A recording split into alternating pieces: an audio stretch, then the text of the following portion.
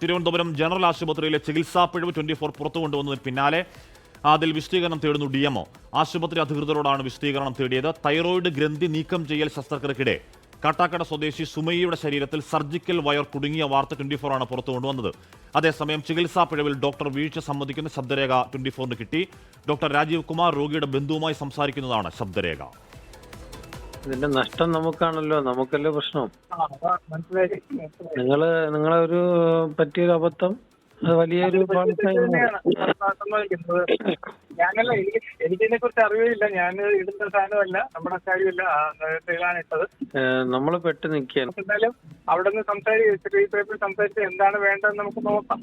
ഇത് എടുക്കാൻ പറ്റും, പക്ഷെ അത് ബുദ്ധിമുട്ടാവും അല്ലേ? അല്ല, എടുക്കാൻ പറ്റുമെന്ന് വെച്ചാല് പണ്ടൊക്കെ എടുക്കുമായിരുന്നു.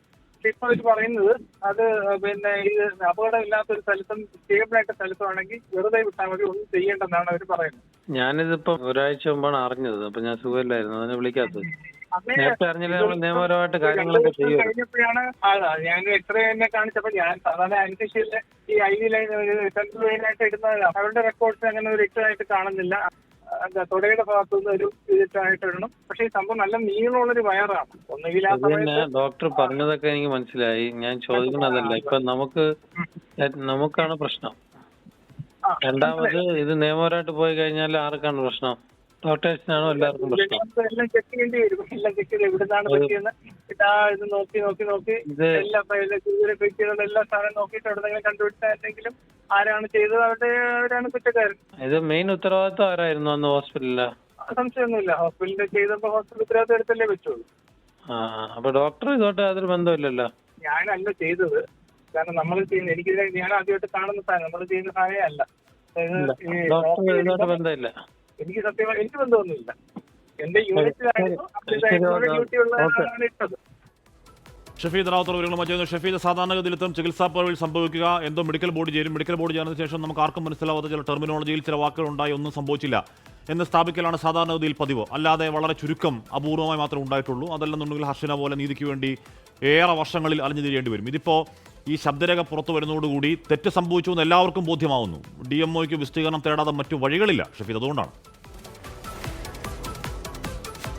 ഉറപ്പായിട്ടും. കാരണം ഈ ആരോഗ്യവകുപ്പിൽ അടിക്കടി ഉണ്ടാകുന്ന ഇത്തരം വീഴ്ചകൾ, പ്രത്യേകിച്ച് കേരളത്തിൻ്റെ പൊതുജനാരോഗ്യ സംവിധാനം അത് വളരെ മെച്ചപ്പെട്ടതാണെന്നുള്ള അവകാശവാദം ഇടത് സർക്കാർ ഉയർത്തുന്നതിനിടെ നിരന്തരം ഇങ്ങനെ ആരോഗ്യവകുപ്പിൽ നിന്നുണ്ടാകുന്ന വാർത്തകൾ ഗൗരവമില്ലാതെ നമുക്ക് തള്ളിക്കളയാൻ കഴിയില്ല. മാത്രവുമല്ല, ഒരു വീഴ്ച എന്ന് പറഞ്ഞാൽ അതൊരു കുടുംബം മുഴുവൻ തകർന്നു പോകുന്ന അവസ്ഥയാണ്. 26 വയസ്സ് മാത്രം പ്രായമുള്ള ഒരു യുവതി 5 അടി പോലും അവർക്ക് നടക്കാൻ കഴിയാതെ വേച്ചു വീഴുന്ന സാഹചര്യം അത് ജനറൽ ആശുപത്രിയിലെ ശസ്ത്രക്രിയയ്ക്ക് ശേഷം ഉണ്ടായതാണ് എന്നുള്ള കാര്യത്തിലും തർക്കമില്ല. 2023 മാർച്ച് 22-ാം തീയതിയാണ് ജനറൽ ആശുപത്രിയിൽ കാട്ടാക്കട സ്വദേശിയായിട്ടുള്ള സുമയ്യ അവരുടെ തൈറോയിഡ് ഗ്രന്ഥി മാറ്റിവെക്കൽ നീക്കം ചെയ്യൽ ശസ്ത്രക്രിയയുമായി ബന്ധപ്പെട്ട് സർജറിക്ക് വിധേയമാകുന്നത്. ഡോക്ടർ രാജീവ് കുമാറിനെ ആയിരുന്നു ഇവർ കണ്ടതും ഡോക്ടർ രാജീവ് കുമാറിന്റെ നേതൃത്വത്തിലായിരുന്നു ശസ്ത്രക്രിയ നടത്തിയതും. അങ്ങനെ ആ ശസ്ത്രക്രിയ കഴിഞ്ഞ് അവർക്ക് പെട്ടെന്ന് അവരുടെ ആരോഗ്യാവസ്ഥയിൽ ഒരു പ്രശ്നം ഉണ്ടാകുന്നു. അത് 8 ദിവസത്തോളം ഇവർ ICUവിൽ കിടക്കുന്ന സാഹചര്യം ഉണ്ടായി. തുടർന്ന് ആരോഗ്യാവസ്ഥ കുറച്ചൊന്ന് മെച്ചപ്പെട്ടപ്പോൾ ഡിസ്ചാർജ് ചെയ്ത് വീട്ടിലേക്ക് പോവുകയും ചെയ്തു. ശേഷം ഇത്രയും കാലം സുമയ്യ അനുഭവിച്ചത് അതിഗുരുതരമായിട്ടുള്ള ആരോഗ്യാവസ്ഥയായിരുന്നു. കാരണം 3 ദിവസത്തിലൊരിക്കൽ ആശുപത്രിയിലേക്ക് എത്തേണ്ട സാഹചര്യത്തിൽ അവർക്ക് ശ്വാസം മുട്ടലും അതേപോലെ തന്നെ കിതപ്പടക്കമുള്ള കാര്യങ്ങൾ ഉണ്ടാകുന്നു. അങ്ങനെ ഈ ഡോക്ടർ രാജീവ് കുമാർ എന്ന് പറയുന്ന ആളുടെ തന്നെ വീണ്ടും ചികിത്സ തേടി എത്തുന്നു. അങ്ങനെ എത്തുമ്പോഴൊക്കെ ഡോക്ടർ ചില മരുന്നുകൾ നൽകി തിരിച്ചയക്കുകയാണ് ചെയ്തത്. അങ്ങനെയാണ് കുറച്ച് ദിവസങ്ങൾക്ക് മുൻപ് ഇവർക്ക് കലശലായിട്ടുള്ള ശ്വാസമുട്ടൽ അനുഭവപ്പെടുന്നു. അതിൻ്റെ അടിസ്ഥാനത്തിൽ ഇവർ സ്വകാര്യ ആശുപത്രിയിൽ എത്തി അവിടെ എക്സ്റേ അടക്കമുള്ള കാര്യങ്ങൾ എടുക്കുമ്പോഴാണ് 50 സെന്റിമീറ്റർ നീളമുള്ള ഒരു കേബിൾ, ആ കേബിളിനെ സാധാരണഗതിയിൽ ഒരു സർജിക്കൽ കേബിൾ തന്നെയാണ്, ആ കേബിൾ അവരുടെ നെഞ്ചിലുണ്ട് എന്ന് കണ്ടെത്തുന്നത്. തുടർന്ന് അവർ അപ്പോൾ തന്നെ ശസ്ത്രക്രിയ നടത്തിയ ഡോക്ടർ രാജീവ് കുമാറിൻ്റെ അടുത്ത് വീണ്ടും ചികിത്സ തേടിയെത്തിയപ്പോൾ അവർ കൊണ്ടുപോയ 2 എക്സ്റേയും എടുത്ത് വാങ്ങി വയ്ക്കുകയായിരുന്നു ഡോക്ടർ ചെയ്തത്. പിന്നീട് ഇത് പുറത്തു വരാതിരിക്കാനുള്ള ശ്രമമായിരുന്നു. അങ്ങനെ ഇവരെ തുടർ ചികിത്സയ്ക്ക് ആദ്യം അവരോട് പറഞ്ഞത് കീഹോൾ സർജറി ചെയ്ത് ഈ കേബിൾ എടുക്കാമെന്നുള്ളതായിരുന്നു. അതിനുശേഷം ഇവരെ ചികിത്സയ്ക്ക് എന്ന രീതിയിൽ ശ്രീചിത്രയിലേക്ക് ട്രാൻസ്ഫർ ചെയ്തു.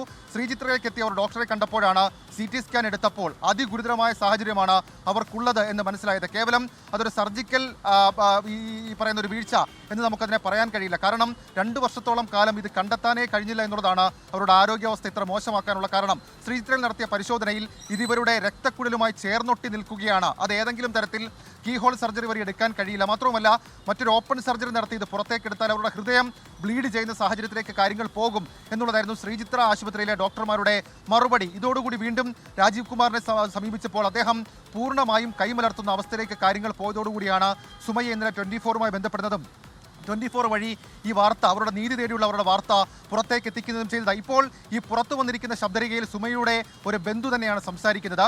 ആ ബന്ധുവിനോട് ഡോക്ടർ പറഞ്ഞിട്ടുണ്ട് ആ സർജറിക്കിടെ ഒരു വീഴ്ച സംഭവിക്കാം. കാരണം മുൻപെപ്പോഴെങ്കിലും ഈ സർജറി അല്ലാതെ മുൻപെപ്പോഴെങ്കിലും ഒരു ഹൃദയവുമായി ബന്ധപ്പെട്ട ശസ്ത്രക്രിയയോ മറ്റ് ശസ്ത്രക്രിയയോ സുമയ്യയ്ക്ക് ചെയ്തിട്ടില്ല. അതുകൊണ്ട് തന്നെ സ്വാഭാവികമായും ആ സർജറിക്കിടെ തന്നെ ഉണ്ടാകുന്ന ഒരു സംഭവമാണ്. ഇതെങ്ങനെ കുടുങ്ങിയെന്ന് ചോദിച്ചാൽ, സാധാരണ ഇന്റേണൽ ഓർഗനുകൾ സർജറി നടത്തുമ്പോൾ ഈ മറ്റ് കാര്യങ്ങൾ അകത്തേക്ക് ഇടുന്ന മുൻപ് ഒരു പാത്വേ എന്ന രീതിയിൽ ഇത്തരം ഒരു കേബിൾ ഇടാറുണ്ട്. പക്ഷെ അത് തിരികെ എടുക്കാറാണ് പതിവ്. അതല്ലെങ്കിൽ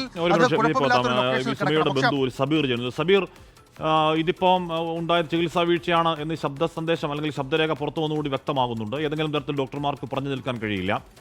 നിങ്ങളുടെ ഇനിയുള്ള ആവശ്യം എന്താണ്?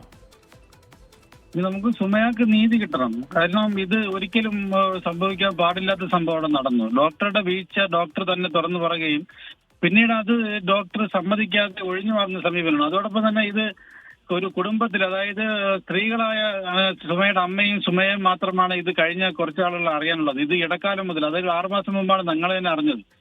അതിനുശേഷം ഇതുവരെ ഈ 6 മാസത്തിന് മുമ്പ് ഡോക്ടർ തന്നെ നിരന്തരം ഇവരെ വിളിക്കുകയും ശ്രീചിത്രയെ കൊണ്ടുപോവുകയും അവിടെ വെച്ച് ഈ മറ്റ് ഡോക്ടർമാരോട് സംസാരിക്കുകയും ഇതിൽ നിന്ന് എങ്ങനെയെങ്കിലും ചെയ്യാൻ പറ്റുമെന്നുള്ള ഇടപെടലൊക്കെ അവർ നടത്തിക്കൊണ്ടിരുന്നു.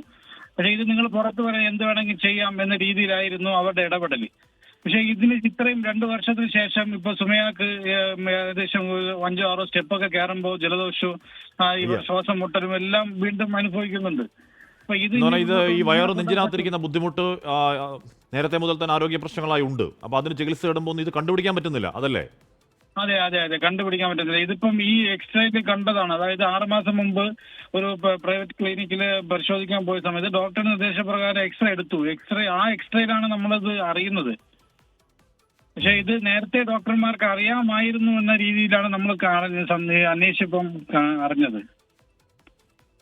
ഓക്കെ സബീർ, എന്തായാലും ഈ ചികിത്സാ പിഴവിന്റെ വാർത്ത പുറത്തു വന്ന് 24 ആണ്. DMO വിശദീകരണം തേടുന്നുണ്ട്. ഏതെങ്കിലും തരത്തിൽ എന്താണ് നേരത്തെയൊക്കെ ചെയ്യാറുള്ളത് പോലെ നമുക്ക് മനസ്സിലാവാത്ത, അല്ലെങ്കിൽ ഇത് അവിടെ ഇരിക്കേണ്ടതാണ് എന്നൊക്കെ വരുത്തി തീർക്കാറുണ്ട്. അതൊന്നും ഇനി സാധ്യമല്ല. കാര്യം ഇത് പിഴവ് സംഭവിച്ചതാണ് എന്ന് ഡോക്ടർ ഒരു ബന്ധുവിനോട് തുറന്ന് സമ്മതിക്കുന്ന ശബ്ദരേഖ പുറത്തു വന്നത്. പക്ഷേ നമുക്ക് കോഴിക്കോട്ടെ ഹർഷനെ ഓർമ്മയുണ്ട്. ഒരു കത്രിക വയറ്റിലായ ഒരു വർഷങ്ങളാണ് നടന്നത്. ഈ പറയുന്നത് പോലെ തന്നെയായിരുന്നു. ഈ പറയുന്ന രീതിയിൽ വയറുവേദനയ്ക്കുള്ള പല ചികിത്സ ഇടുമ്പോഴും ഈ തരത്തിൽ ഏതെങ്കിലും തരത്തിൽ അകത്ത് കത്രിക ഉണ്ടെന്നൊക്കെ അവിടെ കണ്ടെത്താൻ കഴിയുന്നില്ല. മൂത്രസഞ്ചിയിലേക്ക് കത്രികയുടെ ഇത് തുളഞ്ഞിറങ്ങി അവിടെ ഇൻഫെക്ഷൻ ആവുന്ന, അങ്ങനെ മൊത്തത്തിൽ ആകെ മൊത്തം അത്രയും വർഷത്തെ കൊടിയ യാതനയ്ക്ക് ശേഷമാണ് കണ്ടെത്തുന്നത്. ഇപ്പോഴും ഹർഷനയ്ക്ക് 5 നയാ പൈസയുടെ നഷ്ടപരിഹാരം കിട്ടിയിട്ടില്ല.